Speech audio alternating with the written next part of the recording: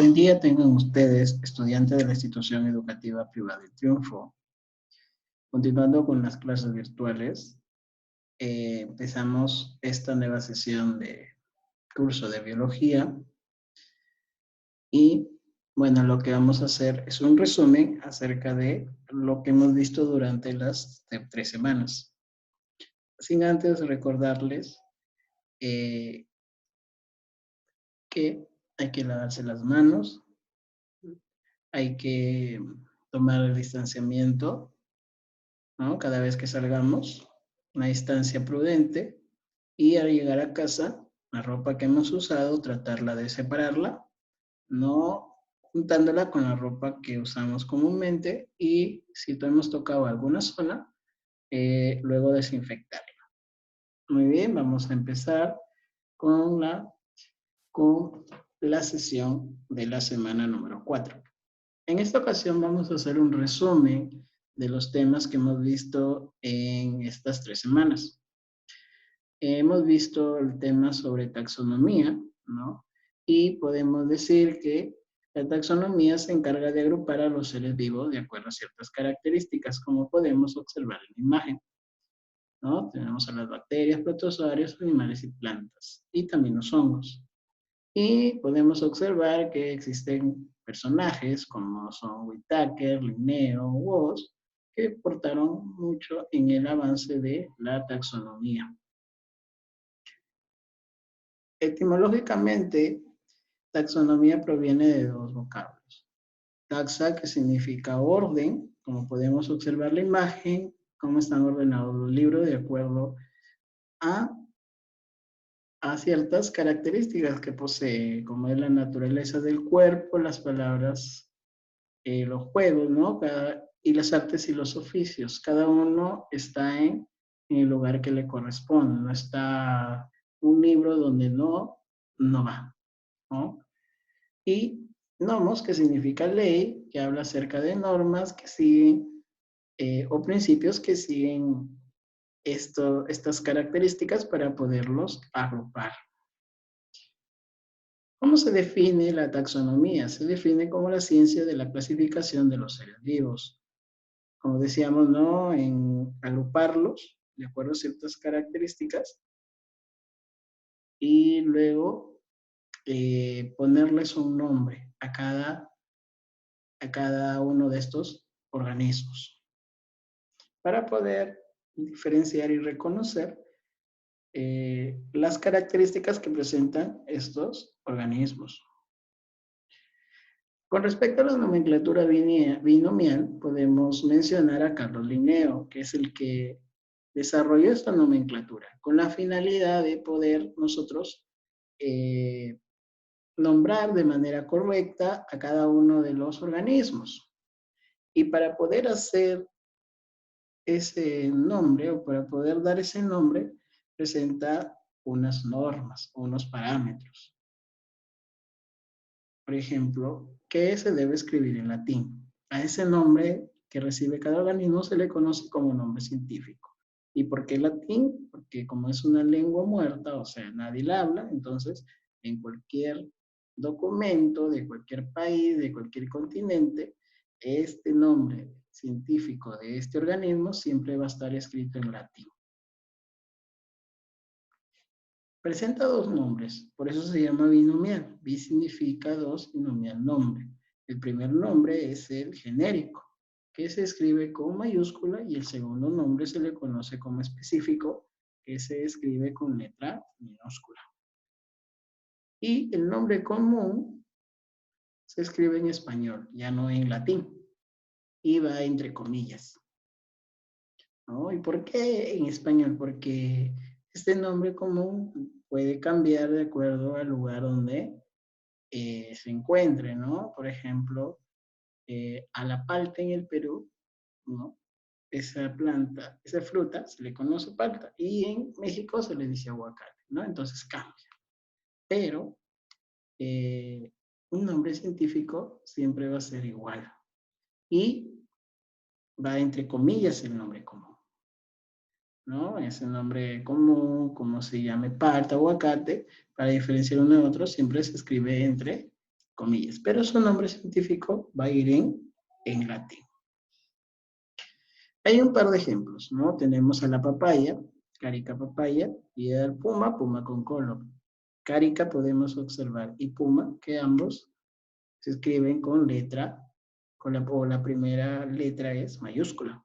Y luego papaya y con color se escribe con minúscula, la primera letra, o la primera letra, está bien, la primera letra. Y luego pueden observar que la palabra vulgar o común siempre va entre comillas, como es el caso del fruto, la papaya, entre comillas, y el animal, que es el puma, va entre comillas. Y podemos observar que son dos, ¿no? Ahora, los sistemas de clasificación son unos, digamos que en el transcurso del tiempo, ciertas características que fueron agrupadas, ¿no? A medida que fue avanzando, cada vez podemos observar diferentes sistemas de clasificación. Desde Linneo hasta Woz, podemos observar que los organismos han sido agrupados por ciertas características que se pudieron observar, ¿no? Ejemplo, en el caso del Linneo fue viendo solo animales y plantas. Por eso hay dos reinos, Vegetalia y Animalia. Y fue hasta Whittaker, ¿no?, que esos dos reinos subieron a 5 reinos. Ya Whittaker clasificó. ¿Por qué?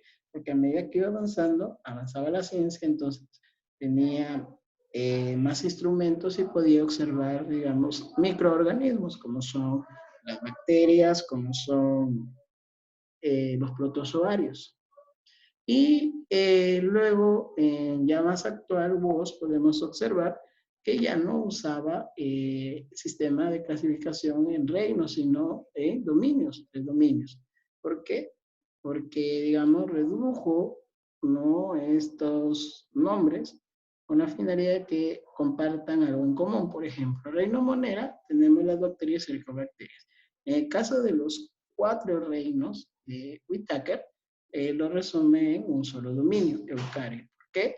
Por la célula eucariota.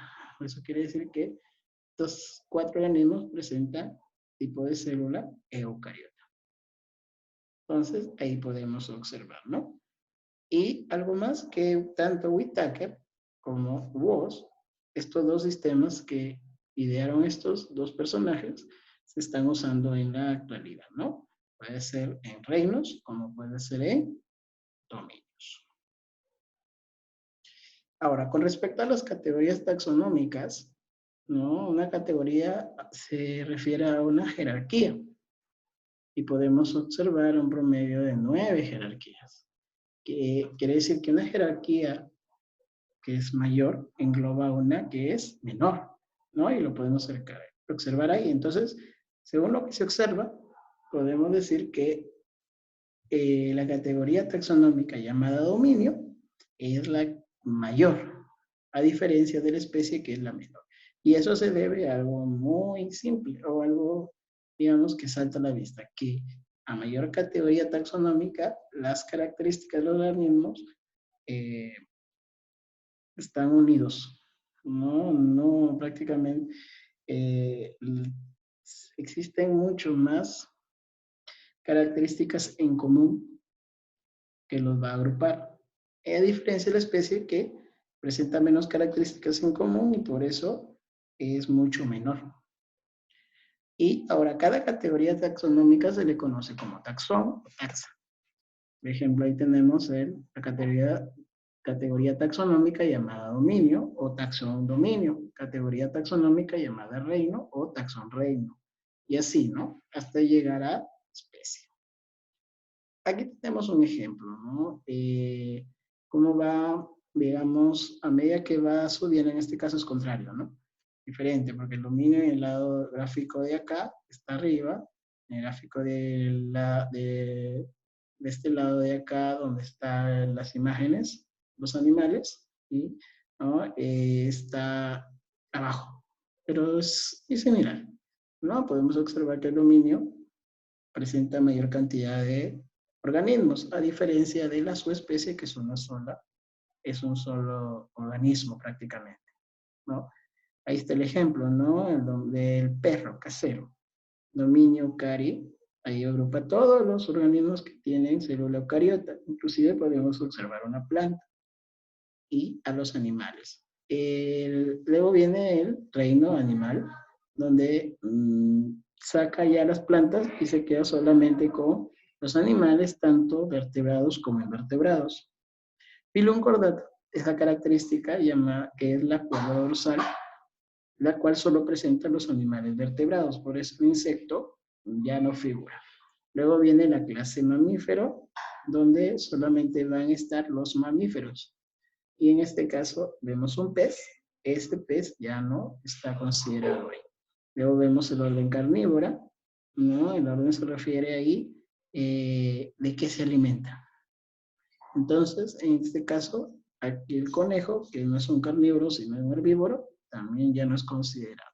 Luego viene la familia Cánide. En este caso, todo que eh, están dentro considerados de esta familia y podemos sacar al gato, porque el gato no es un canino, sino un felino. Y luego viene el canis, más cercano, ¿no? Entonces aquí ya el que es descartado, ¿no? Es el zorro. Entonces zorro no está dentro de ese género canis. Luego viene la especie que es Canis lupus, donde ya el chacal no está considerado dentro de esas especies. Luego viene la última, bueno, aquí no hay en el gráfico que está al lado, no está considerado su especie, pero aquí podemos considerar otra categoría taxonómica llamada subespecie, donde solamente podemos agrupar a todos los perros. En cambio, los lobos salen. Muy bien, entonces, con esto, ¿no? Hemos terminado, digamos, hemos resumido lo que hemos hecho en la primera semana. Luego, hemos entrado al tema de virus, donde, por ser un tema largo, ¿no? Lo he dividido en dos partes. Entonces, íbamos a ver de manera resumida esas dos partes, ¿no? Entonces, lo referente a virus, ya que no son considerados organismos vivos, por eso hemos visto en taxonomía que los virus no están ahí. ¿Por qué? Porque los virus son componentes proteicos que si simplemente su finalidad es infectar una célula y luego seguir reproduciéndose. Ahora, la palabra virus significa veneno.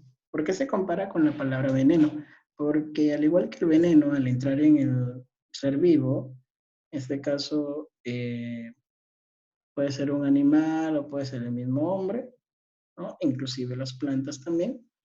Ingresa este veneno que va a pasar con el tiempo, si no es auxiliado, va a morir. Igual sucede con los virus. Los virus al infectar a una célula, con el tiempo esa célula, ¿qué va a pasar? Va a morir.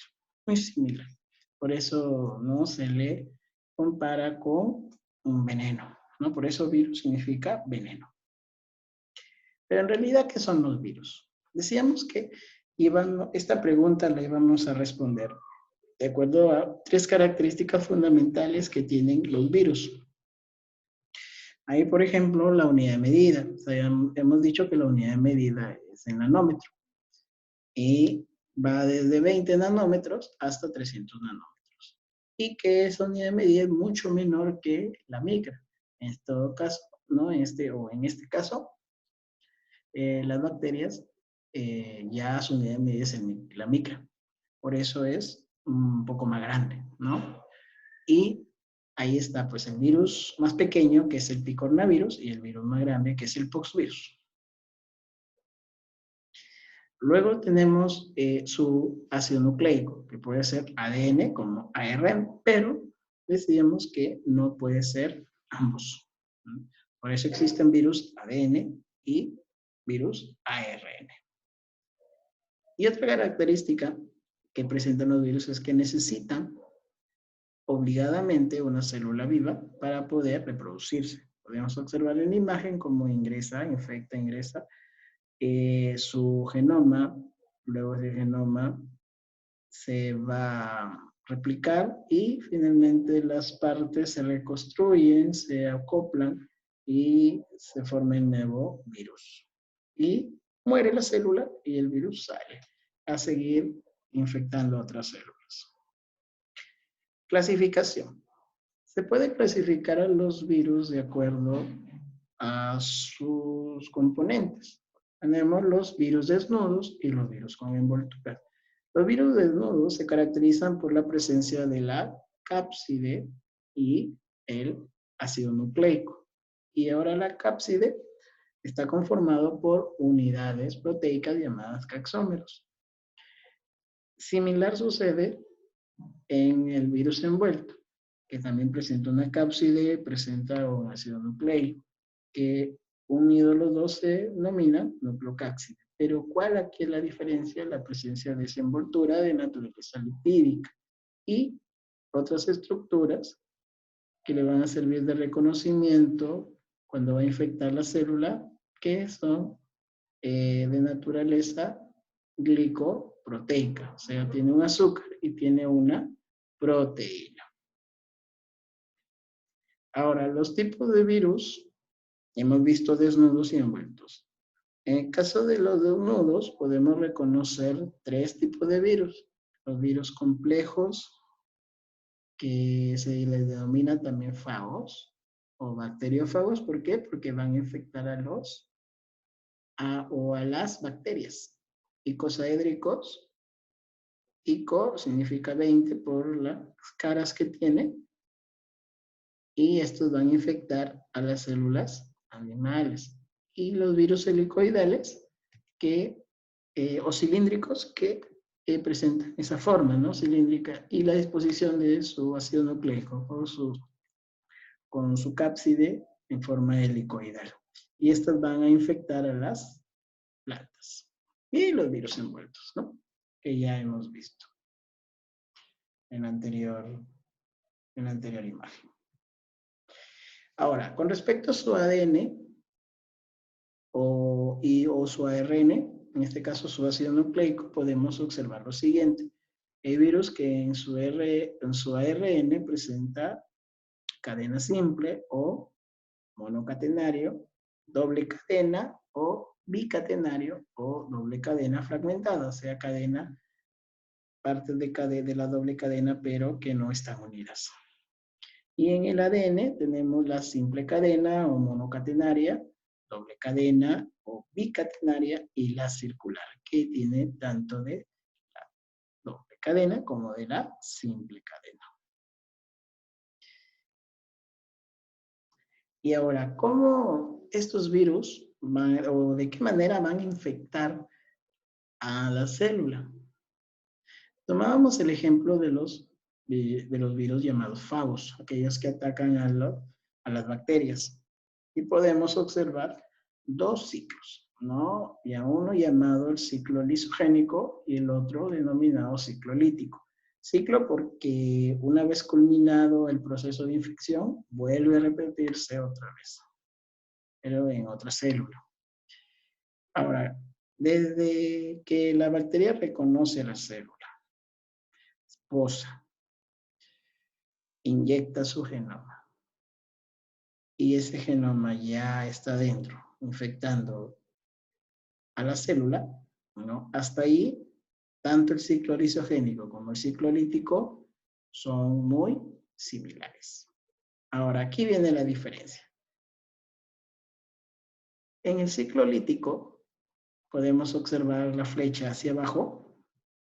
Vemos que existe una replicación del ADN del virus. O sea que ese ADN que entró va a comenzarse a dividir y a replicarse para que luego esas partes se comienzan a reconstruir y se comienzan a acoplar hasta tener casi las estructuras que tendría un virus cuando ya está fuera.